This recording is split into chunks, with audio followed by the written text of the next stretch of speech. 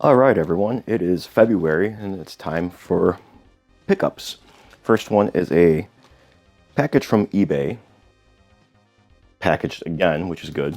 And what this is a rocker switch, which may look familiar to some of you, especially if you've ever opened up the inside of a classic Mac, such as the original one or the 128, the 512, or the Mac Plus. This is a replacement power switch, not specifically for that, although it's the same type and everything.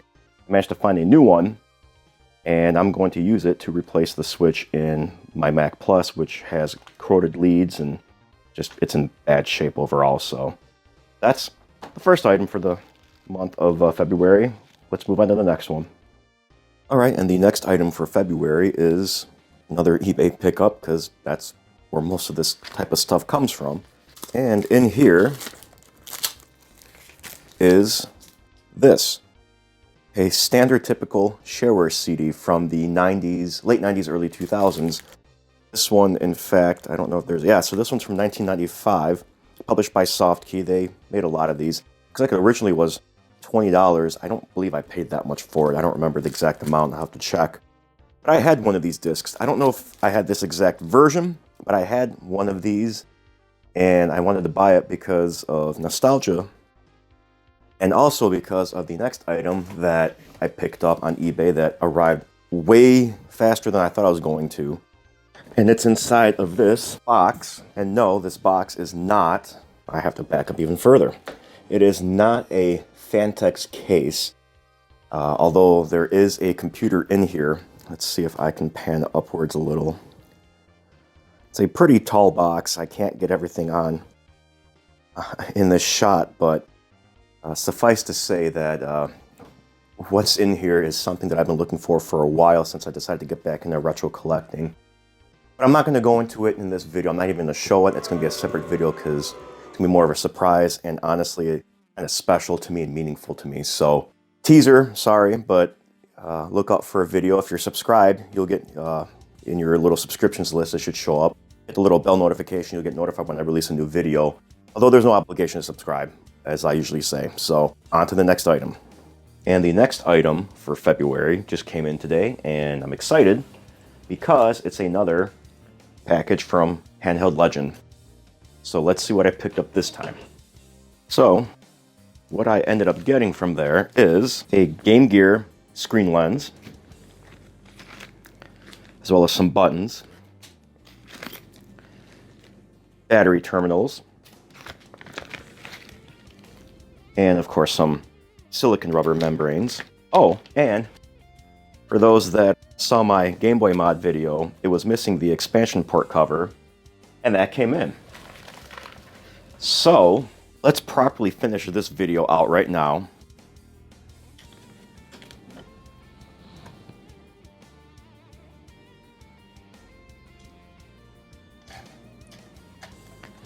Done. It's finished, it's complete. Awesome. And of course they sent a bunch of stickers and stuff over, because who doesn't like stickers, honestly. And last that I got from there is, of course, a replacement shell for the Game Gear. And I decided to go with gray because why not? Let's see what comes with this kit, because I can already hear things rattling. So it's got screws and an expansion port cover. So they remembered to include one this time. So it looks like it has some of the battery terminals pre-soldered. Actually, it comes with all of them, so that's even better. So they're all pre-soldered and everything. Comes with a RF shield, so that's nice. So yeah, I'm going to mod a Game Gear. And it's going to kind of look like that. And I thought that looked really sweet looking, the gray with the red on it, and then some red buttons, of course. So tune into that. But of course, at first I have to get one of the two Game Gears working. And I will be doing that hopefully in the near future if I haven't already released those videos. So that's that. On to the next item. And the next item we have is a package from eBay. Let's see what's in here. And inside is this.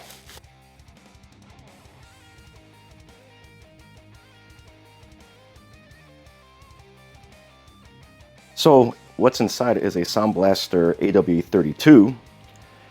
Model CT3600 does not come with an IDE port, but that's okay. And I picked this up because it's going to be part of a retro project that you're going to see in the future.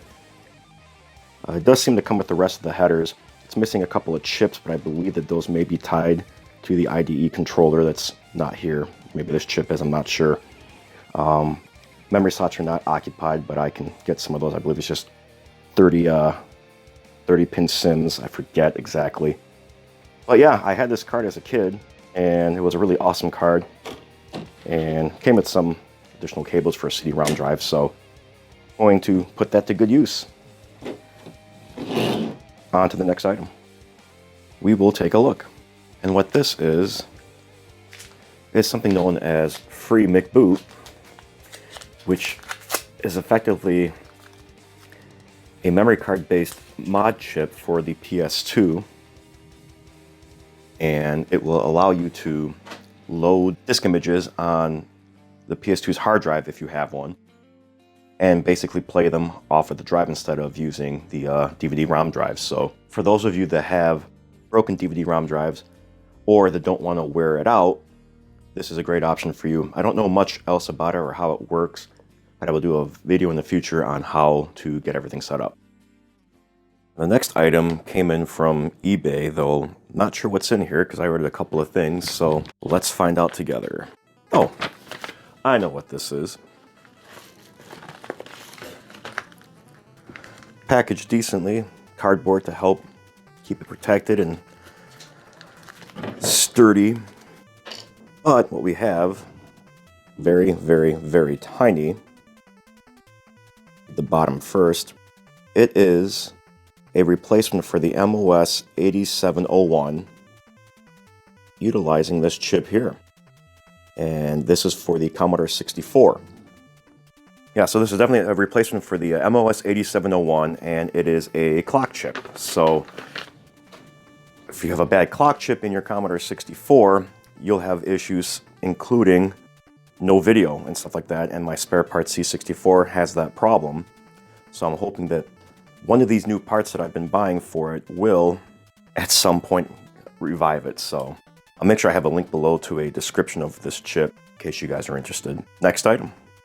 And the next items I have are some local game pickups, so let's take a look and see what I got.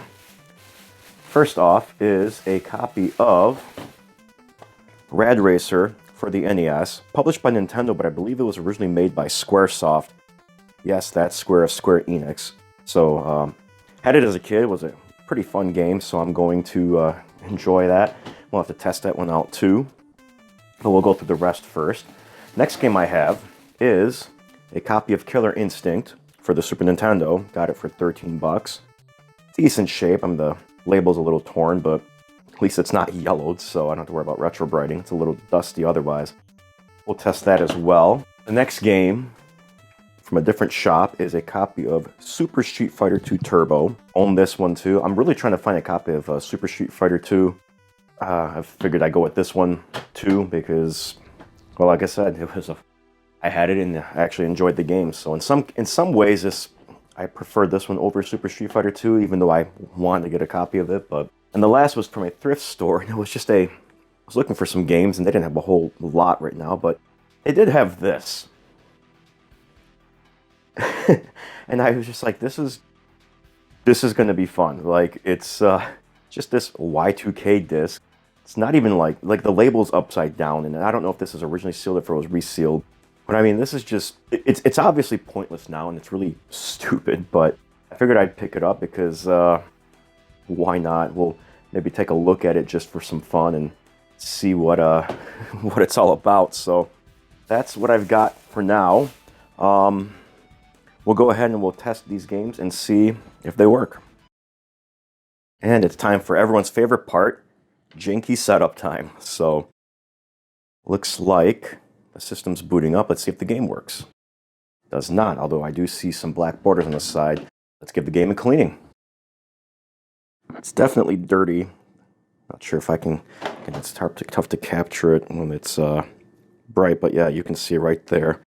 Definitely dirty, so not surprised it didn't work on first try. All right, let's try it again. Hyperkin logo.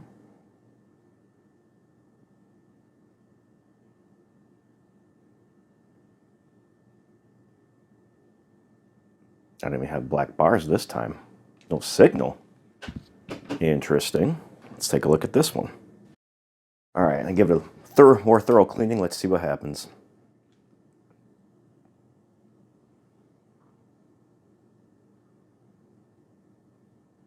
And it's working. Okay, good.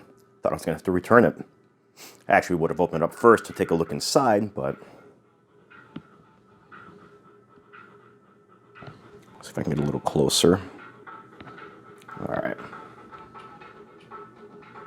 I don't remember this game very well, but...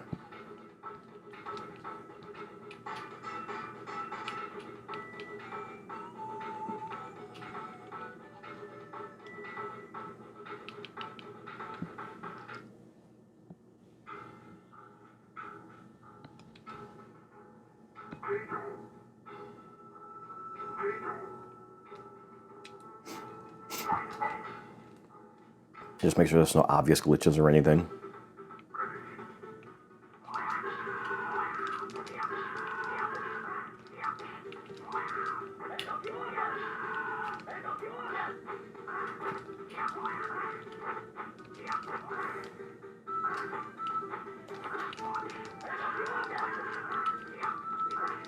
I don't remember his kick move.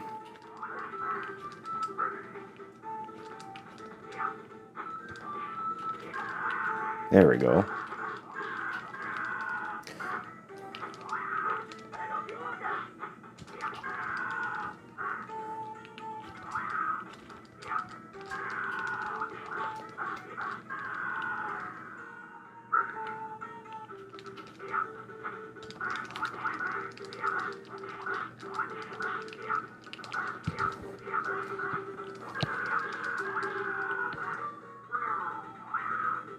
All right, well, it seems like it's working, so let's move on to Street Fighter 2 Turbo. Definitely seems like it's a lot cleaner than Killer Instinct was. Of course, I can't get the right lighting, but let's try it maybe this way. There. So, yeah, the contacts are definitely much cleaner and better shape, so hopefully this works.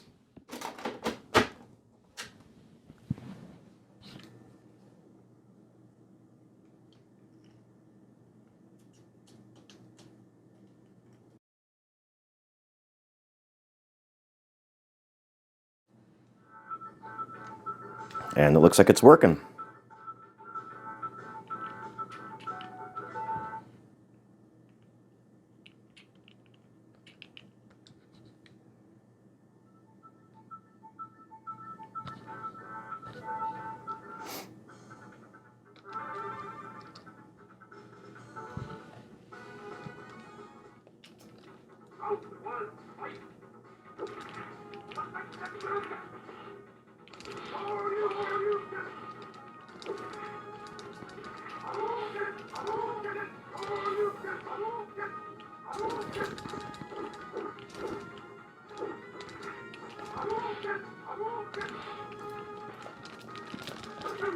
Oh, you got me. But this is working too, so good. Let's move on to Rad Racer for the NES. All right, let's give it a try.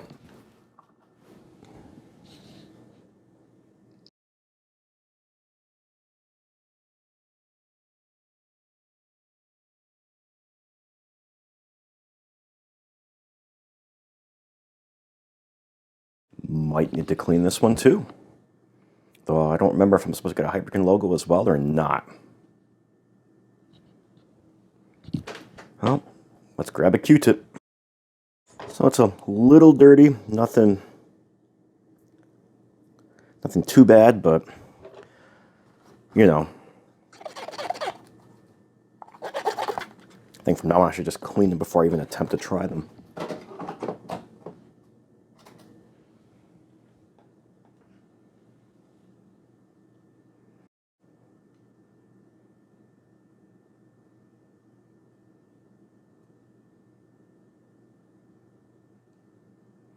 Nothing. So this game is a dud. Maybe let's open it up and take a look. All right, so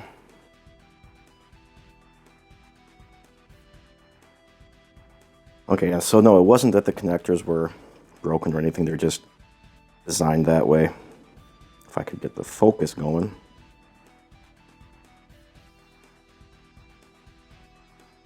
But nothing out of the ordinary from what I can see off bat.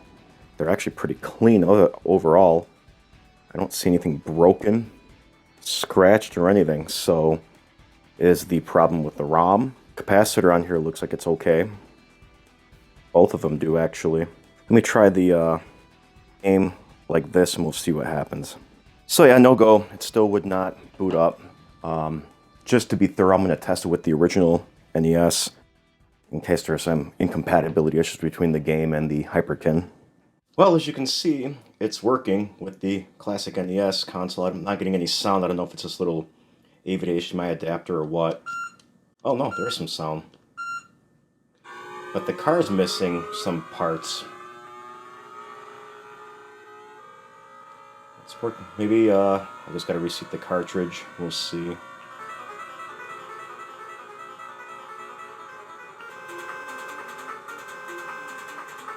Not much lag, surprisingly. The adapter's not too bad. And again, it's a computer monitor, which doesn't have a whole lot of lag to begin with.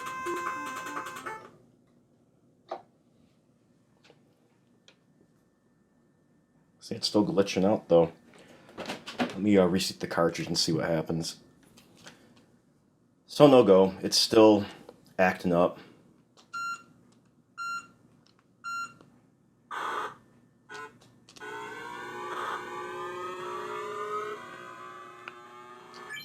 But again, let's try another game to make sure it's not the NES console.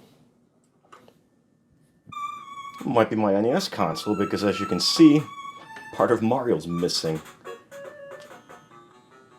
Here everything looks fine except for this dude here.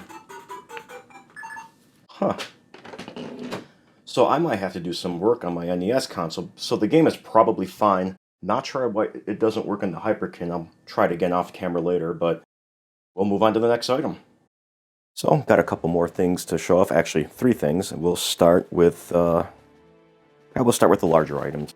First is this Zelda Wind Waker poster, artwork, mural, whatever you want to call it. Let me see if I can.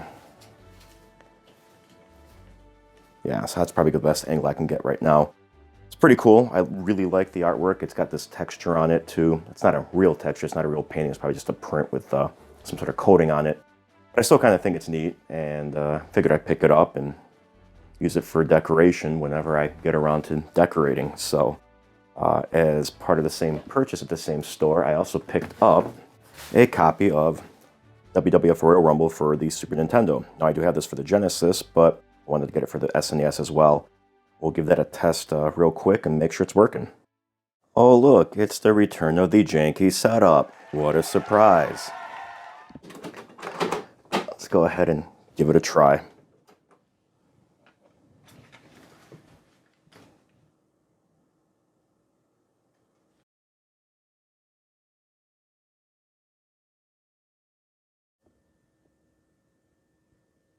It's working. Sweet.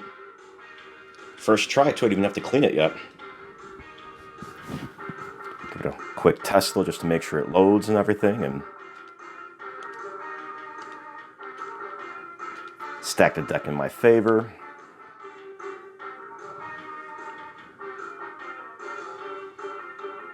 I don't remember if the music plays or not for these characters.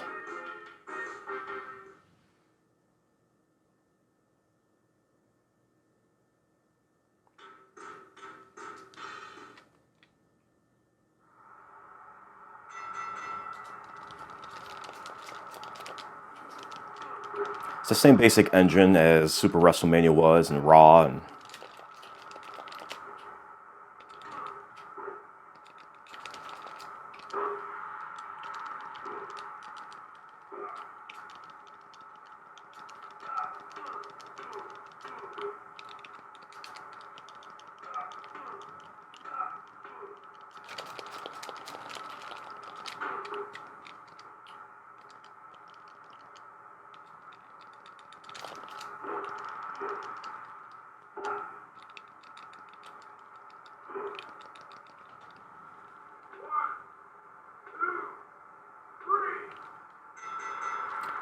That was easier.